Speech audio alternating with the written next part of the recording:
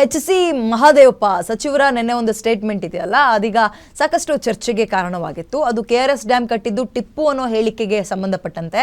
ಹಾಗಂತ ನಾನು ಹೇಳಿಲ್ಲ ಅಂತ ಮಹಾದೇವಪ್ಪ ಸ್ಪಷ್ಟನೆ ಕೊಟ್ಟಿದ್ದಾರೆ. 1911ರಲ್ಲಿ KRS ಕಟ್ಟಿಸಿದ್ದ ನಾಲ್ವಡಿ ಕೃಷ್ಣರಾಜ ಒಡೆಯರ್ KRS ಡ್ಯಾಮ್ ಕಟ್ಟುವಾಗ ಅಲ್ಲಿ ಶಾಸನ ಸಿಕ್ಕಿದೆ. ಟಿಪ್ಪು ಬರೆದ ಪರ್ಷಿಯನ್ ಭಾಷೆಯ ಶಾಸನ ಅದು.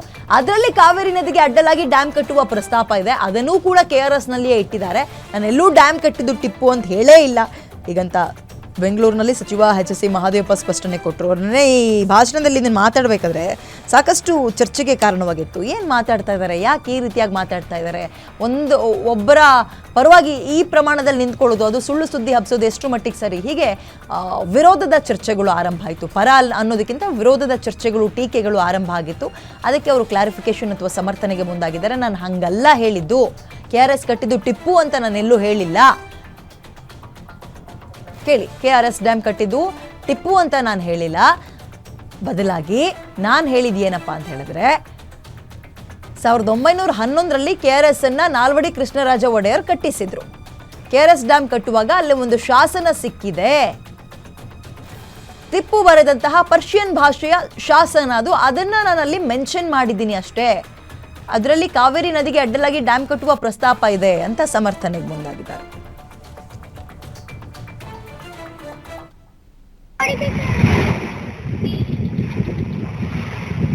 ಈಗ ನೋಡಿ, KRS ಡ್ಯಾಮ್ನ ಟಿಪ್ಪು ಸುಲ್ತಾನ್ ಕಟ್ಟಿದ್ದಾರೆ ಅಂತ ನಾನು ಹೇಳೇ ಇಲ್ಲ, ಹೇಳಕ್ ಬರೋದು ಇಲ್ಲ, ಹೇಳೂ ಇಲ್ಲ, ಹೇಳಕ್ಕೆ ಬರೋದು ಇಲ್ಲ. ಮತ್ತು ನಾಲ್ವಡಿ ಕೃಷ್ಣರಾಜ ಒಡೆಯರು ನಿಜವಾಗಿ ಕಟ್ಟಿದವರು ನಾಲ್ವಡಿ ಕೃಷ್ಣರಾಜ ಒಡೆಯರೇ. 1911 ಇಸ್ವಿನಲ್ಲಿ KRS ಡ್ಯಾಮ್ ಕಟ್ಟೋದಕ್ಕೆ ಕೆಲಸನ ನಾಲ್ವಡಿ ಕೃಷ್ಣರಾಜ ಒಡೆಯರು ಪ್ರಾರಂಭ ಮಾಡ್ತಾರೆ 1911 ಇಸ್ವಿನಲ್ಲಿ. ಅದು ಮಾಡುವಾಗ ಅಲ್ಲಿ ಒಂದು ಕಲ್ಲು ಸಿಗುತ್ತೆ. ಆ ಕಲ್ಲು 1794 ಇಸ್ವಿದು.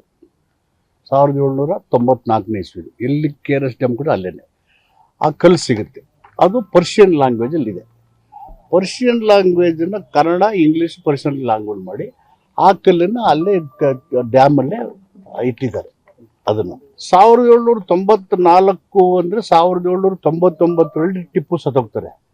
1794ರಲ್ಲಿ ಆ ಕಲ್ಲು 1911 ಇಸ್ವಿಲಿ ಸಿಗುತ್ತೆ. ಸೊ ಅದು ನೋಡಿದಾಗ ಅವ್ರಿಗೆ ಎಲ್ಲೋ ಕಲ್ಪನೆ ಇತ್ತೇನೋ, ಅಲ್ಲಿ ಹರಿಯೋ ನೀರನ್ನ ಬಿಡ್ದು ಹೊಲಗದ್ದೆಗಳು ಕೊಡಬೇಕು ಬರಗಾಲ ಅನ್ನೋದು ಇರ್ಬೋದೇನೋ ಅನ್ನೋದು ಚಿಂತನೆ.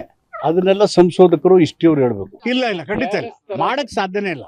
ಅವ್ರಿಗೆ ಆ ಕಲ್ಪನೆನೇ ಇಲ್ಲ. ಅದೆಲ್ಲ ಇಂಜಿನಿಯರ್ಗಳು, ಬೇರೆ ಬೇರೆ ಇಂಜಿನಿಯರ್ಗಳು, ವಿಶ್ವೇಶ್ವರ ಎಲ್ಲ ಸೇರಿ ಅದನ್ನು ವಿನ್ಯಾಸ ತಯಾರು ಮಾಡಿ ಎಷ್ಟು ಹಣ ಆಗುತ್ತೆ, ಎಷ್ಟು ಎಕರೆ ಆಗುತ್ತೆ, ಎಷ್ಟು ಮಾಡು ಅದೆಲ್ಲ ಮಾಡೋದು ನಮ್ಮ ಇಂಜಿನಿಯರ್ಗಳು ಮತ್ತು ನಾಲ್ವಡಿ ಕೃಷ್ಣರಾಜ ಒಡೆಯರ್. ಆ ಕಲ್ಲಿದೆಯಲ್ಲ, ಆ 1794ರಲ್ಲಿ ಸಿಕ್ಕಿದ ಕಲ್ಲು ಅದು. ಈ ಡ್ಯಾಮ್ ಕಟ್ಟುವಾಗ ಅದು ನನ್ನ ಸಬ್ಜೆಕ್ಟ್. ಯಾರು ಹೊಗಳಕ್ಕೋ ಇನ್ನೊಬ್ರು ತೆಗಳಕ್ಕೋ ಇವ್ರು ಮಾಡಿದ್ರೆ ಆ ಪ್ರಶ್ನೆ ಇಲ್ವೇ ಇಲ್ಲ. ಅನಾವಶ್ಯಕವಾಗಿ ಕಾಂಟ್ರವರ್ಸಿಸು, ಕನ್ಫ್ಯೂಷನ್ ಯಾಕೆ ಬೇಕು? ಈಗ ನೋಡಿ,